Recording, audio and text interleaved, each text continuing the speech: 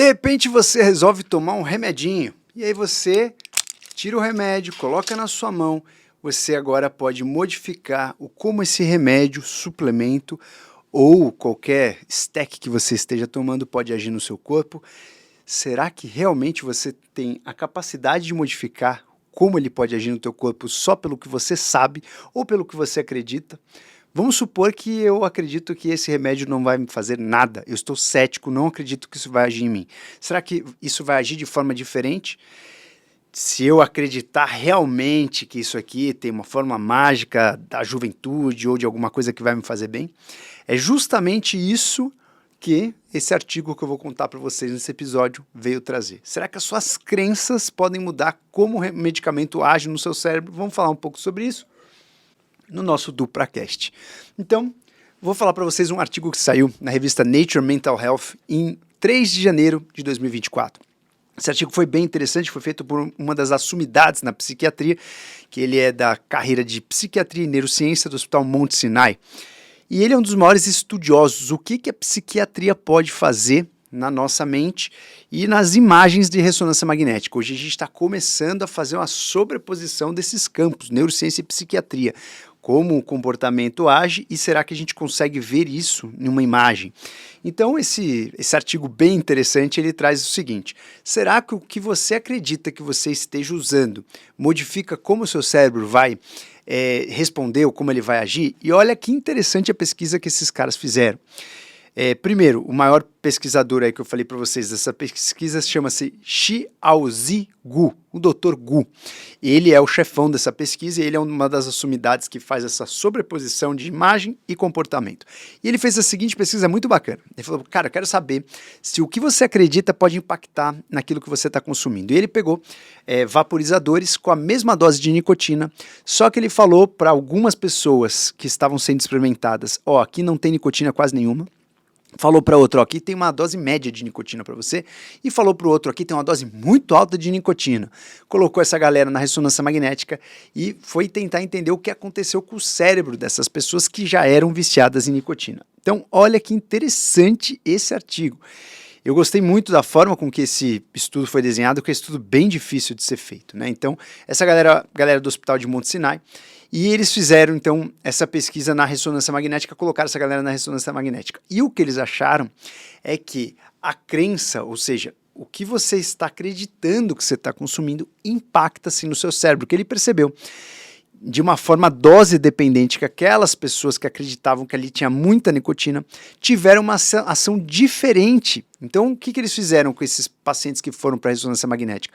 Vai para a ressonância magnética após você acreditar que aquilo tem baixa ou alta nicotina, depende do grupo que você estivesse, e depois ele pediu para essas pessoas fazerem uma tarefa de poder de decisão, para ver o que acontecia no cérebro durante essa tarefa. E o que eles perceberam foi que as pessoas que acreditavam que tinham tomado, consumido, vaporizado muita nicotina, eles tiveram uma ação quase com uma dose mais alta realmente de nicotina no cérebro. Como eles perceberam isso? Conforme a pessoa ia fazer essa tarefa de poder de decisão, a gente sabe que para você realizar algumas tarefas de decisão, você precisa ativar alguns circuitos que dependem da ativação da nicotina. Então ele pediu justamente para essas pessoas tomarem um poder de decisão ali, uma tarefa básica para você decidir alguma coisa, enquanto esses pacientes estavam na ressonância magnética. E o que eles perceberam é que de uma forma dose dependente, conforme aquele paciente acreditava na força daquela nicotina, na ressonância magnética eles também perceberam uma relação, o quanto que aquele circuito de nicotina, da nicotina foi ativo naquele cérebro, naquela biologia, ou seja, o quanto o paciente acreditava que tinha de nicotina naquele cigarro, foi o quanto realmente aquele circuito foi ativado. E isso mesmo que todos os vaporizadores ali tivessem uma dose semelhante, né? Então, o que eles perceberam é que na região do tálamos e principalmente uma outra região que chama-se a parte do córtex pré-frontal ventromedial, essa parte do córtex pré-frontal, você não precisa lembrar desse nome, né? Essa parte do córtex pré-frontal, ela é muito responsável por você decidir coisas, para você ruminar emoções. Então, o poder de decisão ele é muito relacionado nessa área, que é o córtex pré-frontal ventromedial. Então eles perceberam que as pessoas que acreditavam que tinham consumido mais nicotina, aquele cigarrinho com alta dose de nicotina, eles conseguiram ter aí um poder de decisão muito grande e eles ativaram essa área de uma maneira como se eles realmente tivessem consumido uma dose muito alta. Então, o que o Dr. Gu falou é que justamente esses achados podem ser uma explicação realmente como as medicações podem variar muito, né? Você dá uma medicação para uma pessoa, a mesma dose para outra pessoa, só que uma pessoa age e na outra não. E que provavelmente as crenças que estão por trás, o quanto você acredita que aquele remédio vai agir, pode impactar nessa diferença de ação de cada droga. Isso é muito, muito interessante, porque a gente já sabe na prática que isso acontece, porém a gente nunca conseguiu fazer um estudo tão interessante assim, que a gente visse isso, né, com uma imagem, né, e às vezes as palavras enganam, as imagens não, porque todo mundo vê a mesma imagem, todo mundo vê que realmente o circuito foi ativo de uma maneira diferente.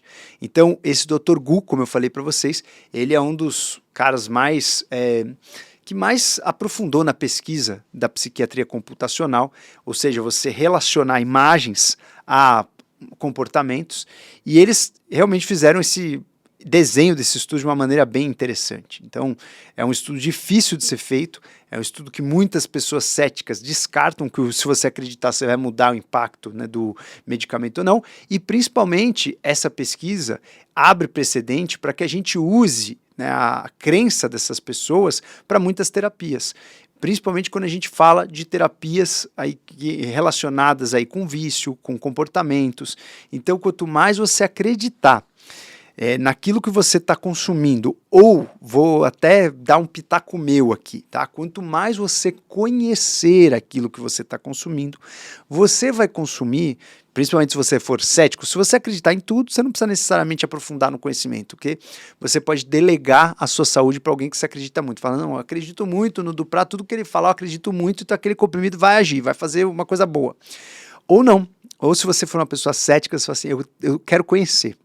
Quanto mais você estuda sobre o medicamento, na hora que você vai tomar, você toma, relembrando todo o bem que aquele medicamento faz, a chance realmente daquilo ser verdade, a chance realmente daquele medicamento agir nos seus circuitos, no teu corpo, ela é maior. Então esse artigo, ele traz pra gente que a sua análise subjetiva sobre aquilo que você está tomando impacta também no resultado. Olha que interessante, senhores, a gente vem cada vez mais colocando o ponto da individualidade. E o que é individualidade? É a análise sua subjetiva, é o que você acredita, é a sua história frente àquilo que você vai ou consumir, ou fazer, ou aquela ação que você vai ser colocado à prova. Então depende como você olha para aquilo, você vai ter aí uma subjetividade, você vai ter uma percepção diferente. A sua percepção pode modificar a sua biologia, a sua percepção pode modificar a porção terapêutica daquele medicamento. Então isso é muito importante e, mais uma vez, quanto mais você conhecer sobre aquilo que você está tomando, seja suplemento ou seja medicamento, teria mais chance de você ter um benefício desse medicamento, agir nessa via.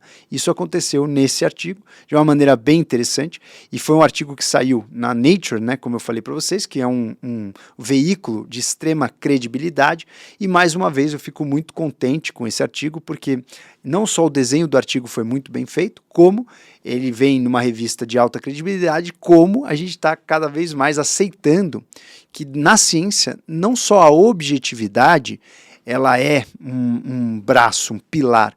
A gente tem que colocar também a subjetividade na equação para a gente entender um pouco mais sobre o todo. Se você gosta desse tipo de conteúdo, não deixe de compartilhar aqui o nosso Pocket DupraCast, desse artigo tão legal. Vamos embora para mais um ano juntos e para muita evolução.